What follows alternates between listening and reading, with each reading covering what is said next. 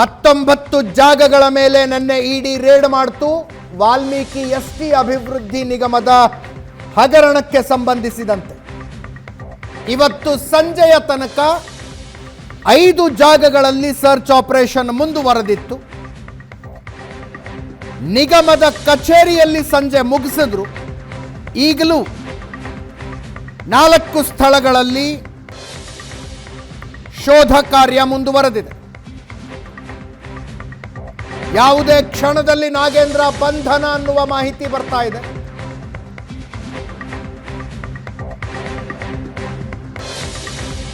ಅವರ 2 ಆಪ್ತರನ್ನ ಇಡಿ ಅಧಿಕಾರಿಗಳ ಕರ್ಕೊಂಡೋಗಿದ್ದಾರೆ.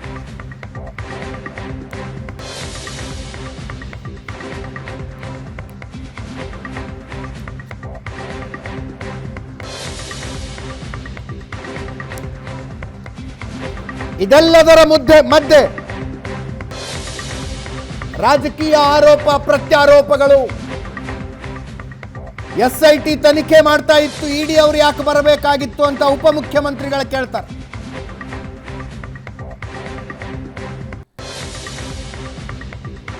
ಕಾನೂನಿನ ಪ್ರಕಾರ ಆದ್ರೆ ಸಮಸ್ಯೆ ಇಲ್ಲ, ಆದ್ರೆ ಕೇಂದ್ರೀಯ ತನಿಖಾ ಸಂಸ್ಥೆಗಳನ್ನ ಬಿಜೆಪಿಯ ಕೇಂದ್ರ ಸರ್ಕಾರ ದುರುಪಯೋಗ ಪಡಿಸಿಕೊಳ್ಳೋದು ಜಾಸ್ತಿ ಅಂತ ಇನ್ನೊಬ್ರು ಹೇಳ್ತಾರೆ.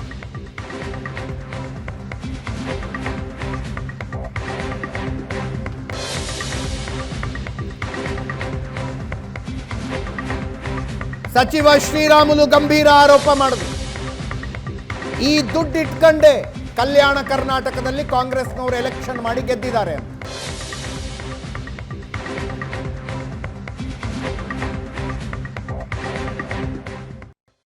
ತನಿಖೆಗಳು ನಡೀತಾ ಇದ್ದಾವೆ. SIT ಅವರು ತನಿಖೆ ನಡೀತಾ ಇದ್ದಾರೆ. ತನಿಖೆ ರಿಪೋರ್ಟ್ ಬರಲಿ. ರಿಪೋರ್ಟೇ ಕೊಟ್ಟಿಲ್ಲ. ರಿಪೋರ್ಟ್ ಇಲ್ಲ. ಯಾರಿಗೆ ಬಂತು? ಎಲ್ಲಪ್ಪ? ಅದು ಸರಿ, ನನಗೆ ಬಂದಿಲ್ಲ. ನನಗೆ ಬಂದಿಲ್ಲ. ನಡೆಯ ತನಿಖೆ ನಡೀತಾ ಇದೆ. ಇನ್ನೂ ವರದಿ ಬಂದಿಲ್ಲ. ಪ್ರಿಲಿಮಿನರಿ ವರದಿನೂ ಬಂದಿಲ್ಲ. ಫೈನಲ್ ವರದಿನೂ ಬಂದಿಲ್ಲ. ಪ್ರತಿ ಸಾರಿನೂ ಕೂಡ ನನ್ನ ಹತ್ರಕ್ಕೆ ಬರಲ್ಲ. ಅವರು ಎಷ್ಟು ದುಡ್ಡಿದೆ ಅಷ್ಟು ರಿಲೀಸ್ ಮಾಡಿಬಿಡ್ತಾರೆ. ಅವ್ರಿಗೆ ಯಾರು ಅಧಿಕಾರಿಗಳು ರಿಲೀಸ್ ಮಾಡ್ತಾರೆ. ಅದು ನನ್ನ ಗಮನಕ್ಕೂ ಬರಲ್ಲ. ನಾನು ಕೂಡ ಅದಕ್ಕೆ ಸೈನ್ ಹಾಕಲ್ಲ. ಗೊತ್ತಾಯ್ತಾ? ಅದು ತನಿಖೆ ಇನ್ನೂ ಮುಗ್ದೇ ಇಲ್ವಲ್ಲಪ್ಪ. ಎಲ್ಲಿ ವರದಿ ಬಂದಿದೆ? ಎಲ್ಲಪ್ಪ ವರದಿ ಬಂದಿದೆ? ಎಲ್ಲಿ ಬಂದಿದೆ? ಇನ್ನು ಚಾರ್ಜ್ ಶೀಟ್ ಹಾಕಿಲ್ಲ. ವರದಿ ಬಂದಿದೆ. ಎನ್ಕ್ವೈರಿ ನಡಿ. Investigation is going on. ಇನ್ನು ರಿಪೋರ್ಟ್ ಬಂದಿಲ್ಲ. ಅವರು ಅನಲೈಸ್ ಮಾಡಿ ರಿಪೋರ್ಟ್ ಕೊಡ್ಲಿ, ತನಿಖೆ ಮಾಡಿ ರಿಪೋರ್ಟ್ ಕೊಡ್ಲಿ, ಆಮೇಲೆ ಎಲ್ಲ ಕ್ರಮ ತಗೊಳ್ಳೋದು. ಇಡೀ ದಾಳಿ ಏನು ಅವಶ್ಯಕತೆ ಇರಲಿಲ್ಲ. ಆಲೇ ನಮ್ಮ SIT ಅವರೆಲ್ಲ ದಾಳಿಗಳನ್ನು ಮಾಡಿ ಬೇಕಾದಷ್ಟು ಹಣ ಎಲ್ಲ ರಿಕವರಿ ಮಾಡಿದ್ದಾರೆ. ಇಡಿ ಅವರು CBIನವ್ರಿಗೆ ಪ್ರಾವಿಷನ್ ಇದೆ. ಇಷ್ಟು ಕೋಟಿ ರೂಪಾಯಿ ಮೇಲೆ ಏನಾದರೂ ಅವ್ಯವಹಾರ ಆಗಿತ್ತು ಅಂತಂದರೆ ಬಂದು ನೋಡಲಿಕ್ಕೆ ಅವಕಾಶಗಳಿದೆ. ಇಡಿಗೆ ಏನು ಅವಶ್ಯಕತೆ ಏನಿರಲಿಲ್ಲ. ಇಡಿಗೆ ಯಾರು ಕಂಪ್ಲೇಂಟು ಕೊಟ್ಟಿರಲಿಲ್ಲ. NR ರಮೇಶ್ ಮೇಲೆಲ್ಲ ತೊಗೊಳಕ್ಕೆಲ್ಲ ಅವಕಾಶ ಇಲ್ಲ. ಅದಕ್ಕೆಲ್ಲ ಸಿಸ್ಟಮ್ ಇದೆ. NR ರಮೇಶ್ ಇನ್ನೊಬ್ಬ ಅವ್ರ ಮೇಲೆಲ್ಲ ತೊಗೊಳಕ್ಕೆಲ್ಲ ಇಡಿ ಕಂಪ್ಲೇಂಟ್ ತೊಗೊಳಕ್ಕೆ ಅವಕಾಶ ಇಲ್ಲ. ಸರ್ಕಾರನೇ SIT ಕಂಪ್ಲೇಂಟ್ ತೆಗೆದುಕೊಂಡಿದೆ. ನಾವು ಅದಕ್ಕೆ ಇನ್ವೆಸ್ಟಿಗೇಷನ್ ಮಾಡ್ತಾ ಇದ್ದೋ. ಕಾನೂನು ಪ್ರಕಾರ ಇನ್ವೆಸ್ಟಿಗೇಷನ್ ನಡೀತಾ ಇತ್ತು. ಈ ಮಧ್ಯದಲ್ಲಿ ಇಡಿ ಅವ್ರು ಮಾಡಿದ್ದಾರೆ. ನೋಡೋಣ. ಹಣಕಾಸಿನ ಇಲಾಖೆಯಲ್ಲಿ ಮಂತ್ರಿ ಯಾರು? ಅವರೇ ಅಧ್ಯಕ್ಷರೇ ಅಲ್ಲ ಮಂತ್ರಿಗಳು. ಒಂದು ಕಡೆ ಇವತ್ತು ಇಷ್ಟು ದಿನಗಳ ಕಾಲ ಯಾವತ್ತನ ಮಾತಾಡು, ಏನನ ಮಾತಾಡು, ಈ ಸಮುದಾಯಗಳ ಪರವಾಗಿ ಇದೀವಿ ಟೇಬಲ್ ಗುದ್ದಿ ಮಾತಾಡಿದ್ರಲ್ಲ. ಯಾವತ್ತನಾಗ್ಲಿ ಈ ಸಮುದಾಯಗಳ ಪರವಾಗಿ ಇದೀವಿ ಅಂತ ಹೇಳಿದ್ರಾಗ್ಲಿ, ಇವತ್ತು ಇಷ್ಟೊಂದು ದೊಡ್ಡ ಅವ್ಯವಹಾರ ಆದಂತ ಟೈಮಲ್ಲಿ ಈ ಸಮುದಾಯಗಳ ಪರವಾಗಿ ನಿಂತಿಲ್ಲ. ಈ ಸಮುದಾಯಗಳಿಗೆ, ಈ ಸಮುದಾಯದ ಬಡವರಿಗೆ, ಮಕ್ಕಳಿಗೆ ಸಿಗಬೇಕಾದಂತ ಹಣವನ್ನು ಲೂಟಿ ಮಾಡಿದಂತ ವ್ಯಕ್ತಿಗಳು ಯಾವ ರೀತಿಯಲ್ಲಿ ದುರುಪಯೋಗ ಮಾಡ್ಕೊಂತ ಇದ್ದಾರೆ ನೋಡ್ರಿ. ಈ ಬುಡಕಟ್ಟು ಜನಾಂಗಗಳ ಶಾಪ ಏನಿದೆನೋ ಈ ಸರ್ಕಾರನಂತೂ ಬಿಟ್ಟು ಹೋಗುವುದಿಲ್ಲ. ಎಲೆಕ್ಷನ್ ಗೆಲ್ಲಿಯೋ ಸಲುವಾಗಿ ಅದು ಯೂಸ್ ಮಾಡ್ತಾರೆ. ಬಹುಶಃ ಕಲಬುರಗಿಯಲ್ಲಿ ಹಣವನ್ನು ಉಪಯೋಗ ಮಾಡಿದಾರ, ರಾಯಚೂರದಲ್ಲಿ ಹಣವನ್ನು ಉಪಯೋಗ ಮಾಡಿದಾರ, ಬಳ್ಳಾರಿಯಲ್ಲಿ ಕೂಡ ಹಣವನ್ನು ಉಪಯೋಗ ಮಾಡಿದಾರ, ಕೊಪ್ಪಳಲ್ಲಿ ಕೂಡ ಹಣವನ್ನು ಉಪಯೋಗ ಮಾಡಿದಾರ, ಮೊನ್ನೆ ಸುರಪುರದಲ್ಲಿ ನಡೆದಂತ ಉಪಚುನಾವಣೆಯಲ್ಲಿ ಕೂಡ ಹಣವನ್ನು ಉಪಯೋಗ ಮಾಡಿದ್ದಾರೆ ನೋಡ್ರಿ. ಈ ಎಲ್ಲ ಎಲೆಕ್ಷನ್ದಲ್ಲಿ ಇವತ್ತು ಈ ಹಣ ಯೂಸ್ ಮಾಡ್ಕೊಂಡಿದ್ದಾರ ಅನ್ನಂಥದ್ದು ಇವತ್ತು ನೋಡಿರ್ಬೋದು. ಪ್ರತಿಯೊಂದ ನಿಗಮದಲ್ಲಿ ಕೂಡ ಎಷ್ಟು ಮಂದಿ ಕಳ್ಳರಿದಾರ ಎಂಬುದು ಜನರಿಗೆ ಗೊತ್ತಾಗಲೇಬೇಕು. ಎಷ್ಟು ಮಂದಿ ಕಳ್ಳರಿದಾರ ಅಂತೇಳಿ ಇವತ್ತು ಸಂಪೂರ್ಣವಾಗಿ ಬಿಜೆಪಿ ಭಾರತೀಯ ಜನತಾ ಪಾರ್ಟಿ ಇವತ್ತು ಮುಂಬರುವಂತ ದಿನಗಳಲ್ಲಿ ಉಗ್ರವಾದಂತ ಹೋರಾಟವನ್ನು ಮಾಡಬೇಕು, ಈಡೇರಿಸಲಿದ್ರಿಂದ ಮುಂಬರುವಂತ ದಿನಗಳಲ್ಲಿ ಭಾರತೀಯ ಜನತಾ ಪಾರ್ಟಿ ರಾಜ್ಯಾಧ್ಯಕ್ಷರ ನೇತೃತ್ವದಲ್ಲಿ ಉಗ್ರವಾದಂತಹ ಹೋರಾಟವನ್ನು ಮಾಡ್ತೀವಿ. ಹತ್ತತ್ರ ಬೀದರ್ದಿಂದ ಬೆಂಗಳೂರು ತನಕ ಕೂಡ ಎಸ್ಟಿ ಸಮುದಾಯದ ಚಲೋವನ್ನು ಕೂಡ ನಡೆಸುವಂತ ಕೆಲಸ ಕೂಡ ನಾವು ಮಾಡ್ತೀವಿ. ಗೆದ್ದಂತ ಕಾಂಗ್ರೆಸ್ ಇಂದ ಗೆದ್ದಂತ 14 ಜನನು ಇದ್ರ ಬಗ್ಗೆ ಬಾಯಿ ಬಿಡುತ್ತಿಲ್ಲ. 3 ಕೋಟಿಗಿಂತ ಹೆಚ್ಚು ಅನುದಾನ ಯಾರಿಗಾರ ಟ್ರಾನ್ಸ್ಫರ್ ಆಗಬೇಕಾಗಿತ್ತು ಅಥವಾ ಯಾರು ವರ್ಗಾವಣೆ ಆಗಬೇಕಾಗಿತ್ತು ಅಂತಂದ್ರೆ ಅದಕ್ಕೆ ಫೈನಾನ್ಸ್ ಸೆಕ್ರೆಟರಿ ಅಪ್ರೂವಲ್ ಇಲ್ಲಾರ್ದ ಮಾಡಕ್ ಸಾಧ್ಯನೇ ಇಲ್ಲ. Correct sir. ಪಾಪ ಡಿ ಕೆ ಶಿವಕುಮಾರ್ ಅವರು ಇದರ ಪಾಲ್ದಾರ ಇದ್ದಾರೆ, ಅವರು ಉಳಿಸಬೇಕಲ್ಲ. ಈಗ ಅವ್ರು ಇವತ್ತು ನಾಗೇಂದ್ರ ಬಾಲಕ್ ಬೆಂಕಿ ಎತ್ತಿದೆ, ನಾಳೆ ಅವ್ರ ಬುಡಕ್ಕೂ ಬರ್ತದೆ. ತಮ್ಮ ಕೂಡ ತಪ್ಪಿಸೋಗೋಸ್ಕರ ಇಡೀ ಬೇಡ ಅಂತಾರೆ ಅವರು. ಇದೇ ವಿಷಯದ ಬಗ್ಗೆ ಇವತ್ತು ಮಾತಾಡ್ತೀವಿ. ಹಲವು ಜನ ಗಣ್ಯರು ನಮ್ಮ ಜೊತೆಗಿರ್ತಾರೆ. ಹಿರಿಯ ಪತ್ರಕರ್ತರಾದ ರವೀಂದ್ರ ರೇಷ್ಮೆ ಅವರಿದ್ದಾರೆ ಕಾರ್ಯಕ್ರಮಕ್ಕೆ. ಸ್ವಾಗತ ರವೀಂದ್ರ ರೇಷ್ಮೆ ಅವರೇ. ಸುಪ್ರೀಂ ಕೋರ್ಟ್ ವಕೀಲರಾದ KV ಧನಂಜಯ ಅವರಿದ್ದಾರೆ. ಧನಂಜಯ ಸರ್, ಕಾರ್ಯಕ್ರಮಕ್ಕೆ ತಮಗೂ ಕೂಡ ಸ್ವಾಗತ. ಕಾಂಗ್ರೆಸ್ನಿಂದ ನಾಗರಾಜ್ ಯಾದವ್ ಅವರಿದ್ದಾರೆ, ಬಿಜೆಪಿಯಿಂದ ಬಿಜೆಪಿ ST ಮೋರ್ಚಾ ಅಧ್ಯಕ್ಷ ಬಂಗಾರ ಹನುಮಂತ್ ಅವರಿದ್ದಾರೆ. ನಿಮ್ಮಿಬ್ಬರು ಕೂಡ ಕಾರ್ಯಕ್ರಮಕ್ಕೆ ಸ್ವಾಗತ. KV ಧನಂಜಯ ಅವ್ರದ್ದು ರಿಯಾಕ್ಷನ್ ಮೊದಲು ತಗೊಳ್ತೀನಿ. ಧನಂಜಯ್ ಸರ್, ED ಯಾಕೆ ಬರಬೇಕಾಗಿತ್ತು? CBIಗೆ ಕಂಪ್ಲೇಂಟ್ ಹೋಗಿತ್ತು, ಅವ್ರು ತನಿಖೆ ಮಾಡಿದರೆ ಸಾಕಾಗ್ತಿತ್ತು. ಈ ರೀತಿಯ ಪ್ರಶ್ನೆಗಳಿಗೆ ಅಂದರೆ ED ಅವರು ನಾವು ಎಲ್ಲಿಗೆ ಬೇಕು ಅಲ್ಲಿಗೆ ಹೋಗ್ತೀವಿ, ಬೇಡ ಅಂದರೆ ಬಿಡ್ತೀವಿ ಅನ್ನೋ ಥರದಿದೆಯಾ, ಅಥವಾ ಇಂಥಲ್ಲಿ ED ಹೋಗಬೇಕು ಇಂಥಲ್ಲಿ ED ಹೋಗಬಾರ್ದು ಅನ್ನುವ ನಿಯಮಗಳಿದಾವ? ಅಂದರೆ ಅವರಿಗೆ ಶಿವಕುಮಾರ್ ಅವರಿಗೆ ಕನಿಷ್ಠ ಸಹಜ ಕಾಂಗ್ರೆಸ್ನವ್ರು ಕೇಳೋ ಪ್ರಶ್ನೆ. ಓಕೆ, ಬಟ್ ಇದು ರಾಜಕೀಯ ಮಾಡುವಂಥ ಪ್ರಕರಣ ಅಲ್ಲ ಅಂತ ಭಾವಿಸ್ತೀನಿ. ಯಾಕೆಂದರೆ ಅತ್ಯಂತ ಹಿಂದುಳಿದ ವರ್ಗಕ್ಕೆ ನೆರವು ಆಗಬೇಕಾಗಿದ್ದಂಥ ಹಣ ಲೂಟಿ ಆಗಿರೋದ್ರಿಂದ ಅಂತ ನೀವು CBIನವರು ದಾಖಲು ಮಾಡಿರುವಂಥ FIR ಅನ್ನು ಗಮನಿಸಿದ್ರೆ ಅದು ಸ್ಟ್ರೈಟ್ ಫಾರ್ವರ್ಡ್ ED ಅಫೆನ್ಸ್ಗಳಾಗತ್ತೆ. ಓಕೆ, ಯಾತಕ್ಕೆ ಅಂದರೆ ಯಾರಿಗೆ ಆಥರೈಸೇಷನ್ ಇರಲಿಲ್ಲ ಅವರು ಬಂದು ಆಥರೈಸೇಷನ್ ಡಾಕ್ಯುಮೆಂಟ್ಸ್ ಫೋರ್ಜ್ ಮಾಡಿ ಈ ಬ್ಯಾಂಕ್ನಲ್ಲಿ ಹಣವನ್ನು ತೆಗೆದು ಹೈದರಾಬಾದ್ನಲ್ಲಿ ಶೆಲ್ ಕಂಪ್ನಿಗಳನ್ನು ಓಪನ್ ಮಾಡಿ ಟ್ರಾನ್ಸ್ಫರ್ ಮಾಡಿರುವಂಥದ್ದು it's a classic money laundering case. ED ಅವ್ರು ಬರಲೇಬೇಕಾದಂಥದ್ದು ಅವ್ರ ಕರ್ತವ್ಯ. ಸೊ ಅವ್ರ ಕರ್ತವ್ಯವನ್ನು ಅವ್ರು ಮಾಡ್ತಿದ್ದಾರೆ ಅಂತ ಹೇಳಬೇಕಾಗತ್ತೆ. ಸೊ ED ಅವ್ರು ಯಾತಕ್ಕೆ ಬರ್ತಿದ್ದಾರೆ ಅಂದರೆ ಅದು ಒಂದು ಮೂರ್ಖತನ ಅಂತ ಹೇಳಬೇಕಾಗತ್ತೆ. ಅವ್ರಿಗೇನು ಅದ್ರ ಬಗ್ಗೆ ಏನು ಗೊತ್ತೇ ಇಲ್ಲ ಅಂತ ಭಾವಿಸ್ಬೋದು. ದಿಸ್ ಈಸ್ ನೀವು CBI, I have read the CBI FIR, 28 ಪುಟಗಳ FIR ಆ್ಯಂಡ್ ದೆನ್ ಕಂಪ್ಲೇಂಟ್ ಇದೆ. ಸೊ ದಿಸ್ ಇಸ್ CBIಗಿಂತಲೂ ED ಪಾತ್ರ ಹೆಚ್ಚಿರುತ್ತೆ ಇಲ್ಲಿ. Okay, so that is how ಇದು ಮುಂದುವರಿಬೇಕಾಗತ್ತೆ. ವಶಕ್ಕೆ ತಗೊಳ್ಳೋದು, ಅರೆಸ್ಟ್ ಮಾಡುವಂಥದ್ದು ಯಾರ್ಯಾರಿಗೆ ಎಷ್ಟೆಷ್ಟು ಅಧಿಕಾರ ಇದೆ? CBIಗೂ ಕೂಡ ಇದೆ, EDಗೂ ಇದೆ. ಓಕೆ, ಸೊ ಒಂದು ಉದಾಹರಣೆಯನ್ನು ಕೊಡ್ಬೋದು. ಕಳೆದ ವರ್ಷ ಟೀಚರ್ಸ್ ರಿಕ್ರೂಟ್ಮೆಂಟ್ ಸ್ಕ್ಯಾಮ್ ವಿಚಾರದಲ್ಲಿ CBI ತನಿಖೆನ ನಡೆಸ್ತಿತ್ತು ವೆಸ್ಟ್ ಬೆಂಗಾಲ್ನಲ್ಲಿ. ಕ್ಯಾಲ್ಕಟಾ ಹೈಕೋರ್ಟ್ ಕೊಟ್ಟಂಥ ಆದೇಶ ನಿರ್ದೇಶನದ ಅನುಸಾರ ಅವರು ತನಿಖೆಯನ್ನು ಮಾಡ್ತಿದ್ರು. 53 ಕೋಟಿ ರೂಪಾಯಿ ಕ್ಯಾಶ್ ನಗದನ್ನು ಸೀಸ್ ಮಾಡಿದಂಥದ್ದು ED. ಸೊ ED ಅವರ ನೆಟ್ವರ್ಕ್ ಸ್ವಲ್ಪ ಪ್ರಬಲವಾಗಿರುತ್ತೆ ರಿಲೇಟಿವ್ಲಿ CBIಗೆ ಹೋಲಿಸಿದ್ರೆ. ಯಾವ ತನಿಖೆಯನ್ನು CBI 6 ತಿಂಗಳಿಂದ ಮಾಡ್ತಿತ್ತು ಅವರಿಗೆ ಸಿಕ್ಕಿರಲಿಲ್ಲ ಈ 53 ಕೋಟಿ ಹಣ ಕ್ಯಾಶ್ ನಗದು. ಭಾರತದಲ್ಲಿ ಸೀಸ್ ಆದಂಥ ಒಂದು ಮೊತ್ತಗಳಲ್ಲಿ ಅದು ಕೂಡ ಕಳೆದ ವರ್ಷ ಆಗಿದ್ದಂಥ one of the highest. So ED network will be slightly better. And so ED ತಪ್ಪಿತಸ್ಥರನ್ನ ನಿಮ್ಗೆ ಗೊತ್ತಿರುತ್ತೆ, ಅರೆಸ್ಟ್ ಮಾಡಿದ ನಂತರ ಅವ್ರಿಗೆ ಬೈಲ್ ಸಿಗೋದು ಕೂಡ ಕಷ್ಟವಾಗುತ್ತೆ. That is because of the offence. And ಇಲ್ಲಿ ಆಗಿರುವಂಥದ್ದು ಏನಂದರೆ ಈ ಒಂದು ಸಂಸ್ಥೆ ಏನಿದೆ, ನಿಗಮ ಏನಿದೆ, ನಿಗಮದಿಂದ ಅಧಿಕೃತವಾಗಿ ಯಾರೂ ಕೂಡ ಹೋಗಿಲ್ಲ ಬ್ಯಾಂಕ್ಗೆ. ಅನಧಿಕೃತವಾಗಿ ಫೋರ್ಜ್ ಡಾಕ್ಯುಮೆಂಟ್ಗಳು ಮತ್ತು ಆಥರೈಸೇಷನನ್ನು ರೆಡಿ ಮಾಡಿಕೊಂಡು ಬ್ಯಾಂಕ್ಗಳಿಗೆ ಹೋಗಿ 4 ತಿಂಗಳ ಕಾಲ ವಹಿವಾಟು ನಡೆಸಿ ಬ್ಯಾಂಕ್ನಲ್ಲಿ. ಆ್ಯಂಡ್ ಬ್ಯಾಂಕಿಂದ ಹಣ ಅಂದರೆ ಆ ಒಂದು ನಿಗಮಕ್ಕೆ ಸೇರಿದ ಹಣವನ್ನು ಬೇರೆ ಬೇರೆ ಕಂಪ್ನಿಗಳಿಗೆ, ಶೆಲ್ ಕಂಪ್ನಿಗಳಿಗೆ ಟ್ರಾನ್ಸ್ಫರ್ ಮಾಡಿರುವಂಥದ್ದು ಮೇಲ್ನೋಟಕ್ಕೆ ಇದು CBIಗಿಂತಲೂ ಹೆಚ್ಚಾಗಿ ED ಅಫೆನ್ಸ್ ಆಗುತ್ತೆ. ಕರೆಕ್ಟ್, ಬಿಕಾಸ್ ಫಿಕ್ಟಿಷಿಯಸ್ ಕಂಪ್ನಿ ಮಾಡಿರುವಂಥದ್ದು, ಅಲ್ಲಿ ಟ್ರಾನ್ಸ್ಫರ್ ಮಾಡಿರುವಂಥದ್ದು it's a case of money laundering. So CBI is less, ED is more. Yes. Ravindra ರೇಷ್ಮೆ, ತುಂಬ ದಿನಗಳ ನಂತರ ಸಿದ್ದರಾಮಯ್ಯನವರು ಮೀಡಿಯಾ ಮೇಲೆ ಕೂಗಾಡಿದ್ದನ್ನು ನೋಡಿದ್ವಿ ನಾವು. ತುಂಬ ದಿನಗಳ ನಂತರ ಅಷ್ಟು ಸಿಟ್ಟಾಗೋ ಅವಶ್ಯಕತೆ ಯಾಕಿತ್ತು ನನಗೆ ಗೊತ್ತಾಗಲಿಲ್ಲ. ರಿಪೋರ್ಟ್ ಬಂದಿಲ್ಲರಿ, ರಿಪೋರ್ಟ್ ಬರಬೇಕಾಗಿದ್ದ ಅವಶ್ಯಕತೆ ನೋ ಡೌಟು. ಆದರೆ ಮುಂದೊಂದು ಹೆಣ ಇದೆ, ನೋಡಿದರೆ ಚಾಕು ಚುಚ್ಚಿರೋದು ಗೊತ್ತಾಗ್ತಾ ಇದೆ. ಹಂಗಿದ್ದಾಗ ಇನ್ನು ಪೋಸ್ಟ್ ಮಾರ್ಟಮ್ ರಿಪೋರ್ಟ್ ಬಂದ ಮೇಲೆ ಇದು ಕೊಲೆ ಅಂತ ನಾವು ನಿರ್ಧಾರಕ್ಕೆ ಬರ್ತೀವಿ ಅಂತ ಹಂಗಿದೆ ವಾದ. ಅದೊಂದು ಸಿದ್ದರಾಮಯ್ಯನವರ ಆಕ್ರೋಶವನ್ನು ಕಟ್ ಮಾಡಿ ಇಟ್ಕೊಳ್ಳಿ, ಮಧ್ಯೆ ಇನ್ನೊಂದು ಕಡೆ ಪ್ಲೇ ಮಾಡೋಣ ಅದನ್ನು. ಸಿದ್ದರಾಮಯ್ಯನವರು ಹಿಂದೆ 2013ರಿಂದ 2018 ನಡುವೆ ಅಧಿಕಾರದಲ್ಲಿದ್ದಾಗ ಒಂದೇ ಒಂದು ಪ್ರಸಂಗ ಅವರು ಸರ್ಕಾರಕ್ಕೆ ಮುಜುಗರ ಉಂಟು ಮಾಡುವಂಥದ್ದಿತ್ತು. ಅದು ರೀಡು ಹಗರಣ. ಅರ್ಕಾವತಿ ಲೇಔಟ್ ಯೋಜನೆಯನ್ನು ಪೂರ್ತಿ ಡಿನೋಟಿಫಿಕೇಶನ್ ಮಾಡಿಬಿಟ್ಟು ಅದನ್ನು ಸಮಾಪ್ತಿಗೊಳಿಸಿದ್ದು. ಆಗ ಅದನ್ನು ಡಿನೋಟಿಫಿಕೇಶನ್ ಕರೆದ ಅವತ್ತಿನ ಆಯುಕ್ತರು ತುಂಬ ಚಾಣಾಕ್ಷರು. ಅವರು ಅದನ್ನು ರೀಡು ಅಂತ ಒಂದು ಹೊಸ ಪಾರಿಭಾಷಿಕ ಶಬ್ದವನ್ನು ಸೇರಿಸ್ಬಿಟ್ರು. ಅದ್ರ ಮೇಲೆ ಒಂದು ತನಿಖಾ ಆಯೋಗ ಮಾಡಿದ್ರು, ಜಸ್ಟಿಸ್ ಕೆಂಪಯ್ಯ ಆಯೋಗ ಅಂತ. ಆಯೋಗ ವರದಿ ಕೊಡ್ತು. ಆ ವರದಿಯಲ್ಲಿ ಏನಿತ್ತು ಅಂತ ಯಾರಿಗೂ ಗೊತ್ತೇ ಆಗಿಲ್ಲ. ಮುಂದೆ BJP ಅವರು ಅಧಿಕಾರಕ್ಕೆ ಬಂದಾಗ ಮುಖ್ಯಮಂತ್ರಿ ಬಸವರಾಜ ಬೊಮ್ಮಾಯಿ ಅವರು ತಮ್ಮ ಅಧಿಕಾರಾವಧಿಯ ಕಡೆಯ ಅಧಿವೇಶನದಲ್ಲಿ ಒಂದು 4-5 ಪಾಯಿಂಟ್ಸ್ ಹೇಳಿದರು, ಕೆಂಪಯ್ಯ ಆಯೋಗದಲ್ಲಿ ಇಂತಿಂತೆಲ್ಲ ಇತ್ತು ಅಂತ. ಈಗ ನಾವು ಏನಂತಾರೆ, ಈ ಕರ್ನಾಟಕದಲ್ಲಿರೋ ಆಳು ಪಕ್ಷ ಮತ್ತು ವಿರೋಧ ಪಕ್ಷಗಳು ಯಾವುದೇ ಭ್ರಷ್ಟಾಚಾರದ ಪ್ರಕರಣವನ್ನು ತಾರ್ಕಿಕ ಹಂತಕ್ಕೆ ತಗೊಂಡು ಹೋಗೋ ಆಸಕ್ತಿನೇ ತೋರಿಸ್ತಾ ಇಲ್ಲ, ಉತ್ಸಾಹವನ್ನೇ ತೋರಿಸ್ತಾ ಇಲ್ಲ. ಕಾರ್ಯಕರ್ತರ ಹತ್ರ ಒಂದಿಷ್ಟು ಹೋರಾಟ ಮಾಡಿಸೋದು, ಆಮೇಲೆ ಸುಮ್ಮನಾಗ್ಬಿಡೋದು. ನಾವಿದ್ದಾಗ ನಾವು ಮಾಡಿದ್ದೀವಿ, ಇವತ್ತು ಕೂಡ ಕೆಂಪಯ್ಯ ಆಯೋಗದ ವರದಿ ಏನಾಯಿತು ಅಂತ ಯಾರು ಕೇಳಲೇ ಇಲ್ಲ. ಸಿದ್ದರಾಮಯ್ಯನವ್ರಿಗೆ ಇದೇ ಮೊದಲೇ ಬಾರಿಗೆ ಅವರ ಕುಟುಂಬ ವರ್ಗದವ್ರ ಮೇಲೆ ಬಂದಿರೋ ಆರೋಪ, ಮೂಡಾ ಪ್ರಕರಣ ಕೂಡ ಅವ್ರ ತಲೆಯಲ್ಲಿ ಕಾಡ್ತಾ ಇದೆ. ಅದ್ರ ಜೊತೆಗೆ ಏಕಾಏಕಿ ವಾಲ್ಮೀಕಿ ನಿಗಮದ ಹಾಗೆ ಇದು ತೀರಾ ನಾವು ಇಲ್ಲಿ ತನಕ ಬರೀ ಭ್ರಷ್ಟಾಚಾರ ಅಂತ ಮಾತಾಡ್ತಿದ್ವಿ. ಸರ್ಕಾರಿ ಭ್ರಷ್ಟಾಚಾರ, ಅಧಿಕಾರಶಾಹಿ ಭ್ರಷ್ಟಾಚಾರ ಅಥವಾ ರಾಜಕಾರಣ ಭ್ರಷ್ಟಾಚಾರ ಸಾಮಾನ್ಯವಾಗಿ ಎಲ್ಲಿರ್ತಿತ್ತು? ವರ್ಗಾವಣೆ, ಪ್ರಮೋಷನ್ನು, ಪೋಸ್ಟಿಂಗು ಇಂಥದ್ರಲ್ಲಿ, ಅಥವಾ ಟೆಂಡರ್ ಕರೆಯೋದ್ರಲ್ಲಿ, ಅದರಲ್ಲಿ ಕಮಿಷನ್ ಹೊಡ್ಕೊಂಡ್ರಂತೆ, ಮತ್ತೊಂದು ಯಾವುದೋ ಯೋಜನೆಗೆ ಮಂಜೂರಾತಿ ಮಾಡಿದ್ರೆ ಅದರಲ್ಲಿ ಹೊಡ್ಕೊಳ್ತಾ ಇದ್ರಂತೆ. ಅಂದರೆ ಎಸ್ಕಲೇಷನ್ ಮಾಡಿಬಿಟ್ಟು ರೇಟ್ಸ್ ಆಕ್ಟ್ ಮಾಡ್ತಿದ್ರು. ಅಂಥದ್ದು ಕೇಳ್ತಾ ಇದ್ವಿ. ತಾವು ಇವತ್ತು ಬಳಸಿದ್ರಲ್ಲ ಹಗಲು ದರೋಡೆ ಅಂತ, ಇದು ಸರ್ಕಾರಿ ಖಜಾನೆಗೆ ಕನ್ನ ಹಾಕಿರೋ ಪ್ರಕರಣ. ಈ ಥರದ್ದು ಅಪರೂಪ, ಅದು ಮಾಡಿಬಿಟ್ಟು ಸಿಕ್ಕಾಕೊಂಡಿರೋದು.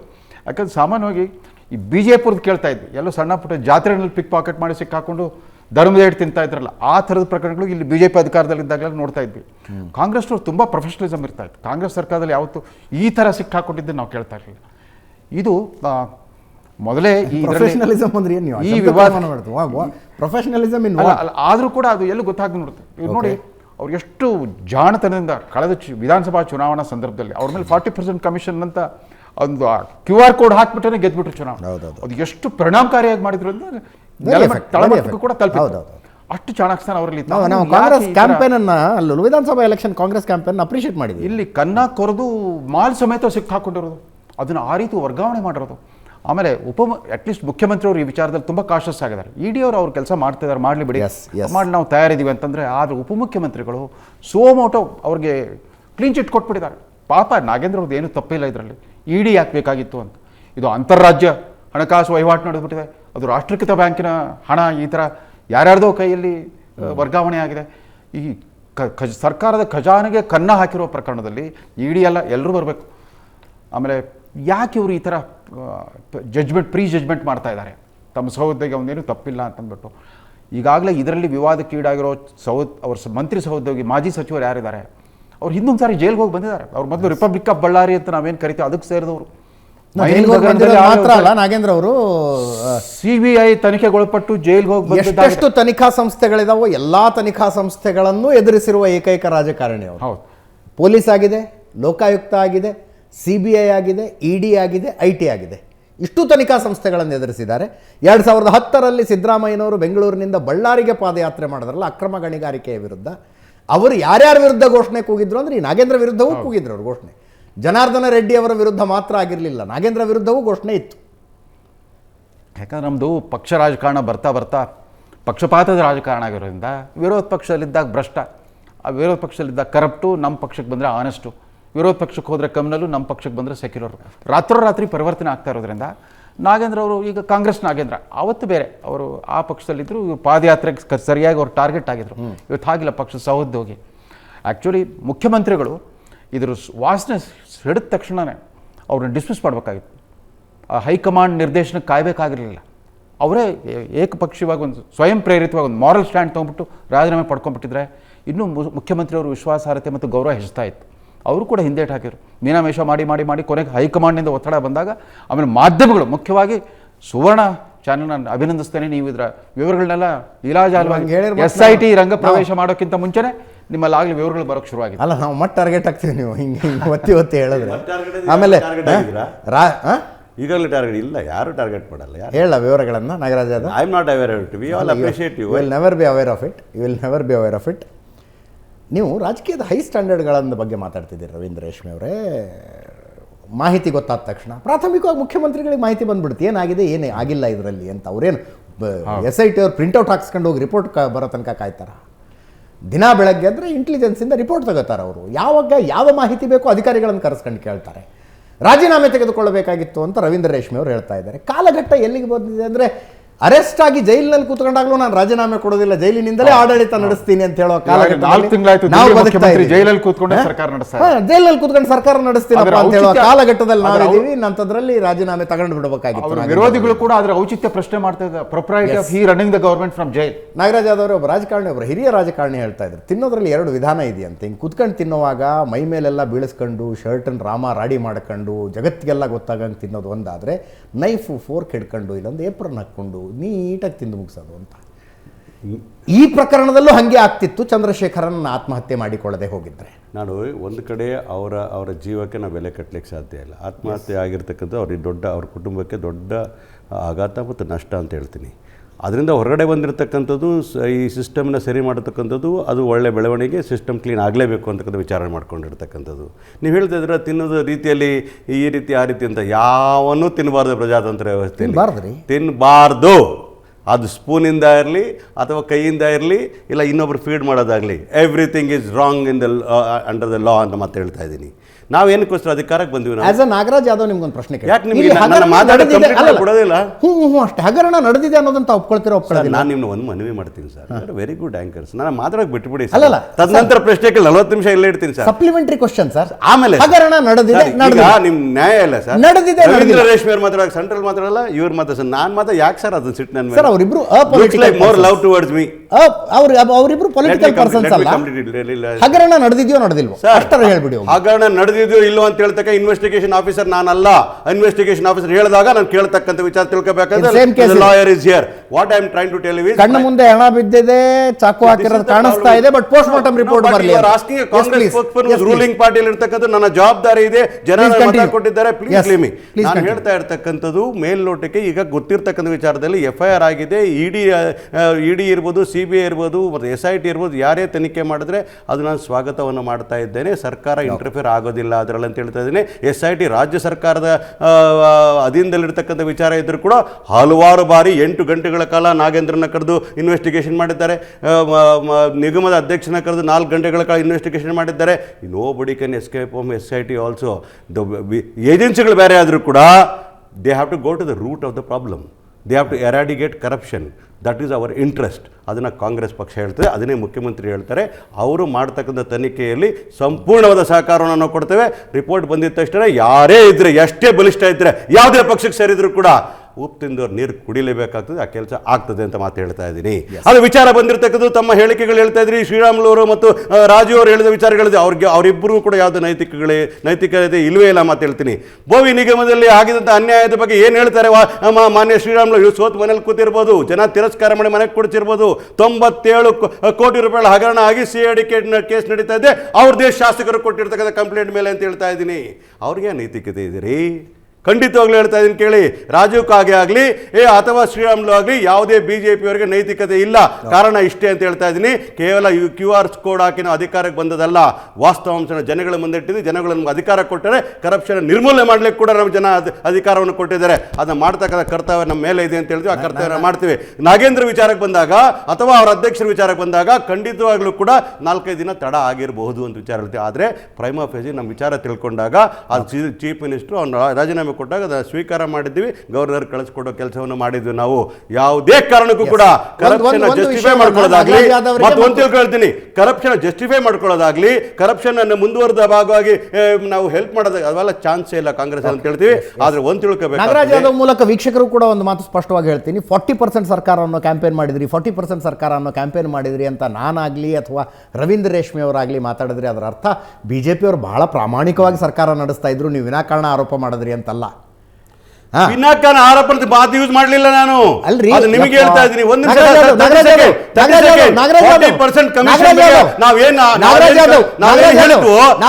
ನಾಗಮೋಹನ್ ದಾಸ್ ಇವತ್ತಿನ commission good speaker, be a good listener also. Yes, ಒಳ್ಳೆ ಕೇಳುಗರು ಆಗ್ರಿ. ನಾನು ಹೇಳ್ತಾ ಇರೋದು BJPಯವರನ್ನು ಬಹಳ ಪ್ರಾಮಾಣಿಕವಾಗಿ ಸರ್ಕಾರ ನಡೆಸಿರ್ಲಿಲ್ಲ ಅಂತ ಹೇಳಿದೆ ನಾನು. ನಿಮಗೆ ನೀವು ಹೇಳ್ತಾ ಇರೋ ಮಾತಿಗೆ ಪೂರಕವಾಗಿ ಹೇಳಿದೆ ನಾನು. 40% ಸರ್ಕಾರ 40% ಸರ್ಕಾರ ಅಂದ್ರೆ ಏನು? 40% ಅಂದ್ರೆ ಏನೇ ಕಾಮಗಾರಿ ಮಾಡಿದ್ರು ಅದ್ರಲ್ಲಿ 40% ಕಮಿಷನ್ ಹೊಡಿತಾ ಬಿಲ್ಲೇ ಇದ್ರು. ಮಾಡ್ತಿರೋ ಕೆಲಸ 40% ಬಿಲ್ ಮಾಡಿರ್ತಕ್ಕಂಥದ್ದು, ವರ್ಕ್ ಆರ್ಡರ್ ಕೆಲಸ ಅಲ್ಲೂ ಮಾಡಿರ್ತಕ್ಕಂಥದ್ದು, ಪಾಪ ಕೆಲಸ ಆದ್ಮೇಲೆ ವರ್ಕ್ ಆರ್ಡರ್ ಕೊಟ್ಟಿರ್ತಕ್ಕಂಥದ್ದು. ನಾಗರಾಜ್ ಯಾದವ್ ನಿಮಗೆ ಪೂರಕವಾಗಿ ಮಾತಾಡ್ತಾ ಇದ್ರು ನೀವು ಮಧ್ಯದಲ್ಲಿ. ನೀವು ಅಡ್ಡ ಆಗ್ತಾ ಇದೀನಿಲ್ಲ ಸರ್. ಆಗ್ಲೂ ಕೂಡ ಒಬ್ಬ ಅದು ನಮ್ಮ ಅಜಿತ್ ಸರ್ ನಾನ್ ಮಾತಾಡೋ ಅಡ್ಡ ಬರುವಾಗ ಅದನ್ನ ಅಜಿತ್ ಸರ್ ಕಲ್ತ್ಕೊಂಡಿರ್ತಕ್ಕಂಥ ವಿಚಾರ ನಾವು ಸ್ವಲ್ಪ ಅಡ್ಡ ಬರ್ತದೆ ಅಷ್ಟೇ. ವಿಚಾರಧಾರ ಇಷ್ಟೇ ಇರ್ತಕ್ಕಂಥದ್ದು. 40% ಬಗ್ಗೆ ನಾವು ಮಾಡೋ ಅಲಿಗೇಷನ್ ಬಗ್ಗೆ ನಾಗಮೋಹನ್ ದಾಸ್ ಕಮಿಟಿ ಇವತ್ತಿಂದ ತನಿಖೆ ನಡೆಸ್ತಾ ಇದೆ. ಹಲವಾರು ಫೈಲ್ಗಳಿದೆ, ಸಾವಿರಾರು ಫೈಲ್ಗಳಿಂದ it takes some time to truth to come out and definitely it will come out. We have not made any wrong allegation. Whatever allegation you made is not politically motivated at all. Debate ಮಾಡಿ Nagaraj Yadav MLC ಆದ್ರು, ಈಗ ಸಂಪುಟ ಪುನರ್ರಚನೆ ಆಗುತ್ತಂತೆ, minister ಹುದ್ದೆ ಮೇಲೆ ಖಂಡಿತವಾಗ್ಲೂ ಇಲ್ಲ sir. ನಾನು ಒಂದು ಸಣ್ಣ ಬ್ರೇಕ್.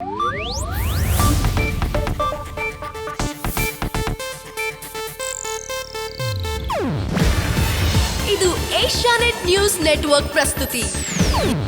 ನೀವು ನೋಡ್ತಿದ್ದೀರಾ ಏಷ್ಯಾನೆಟ್ ಸುವರ್ಣ ನ್ಯೂಸ್.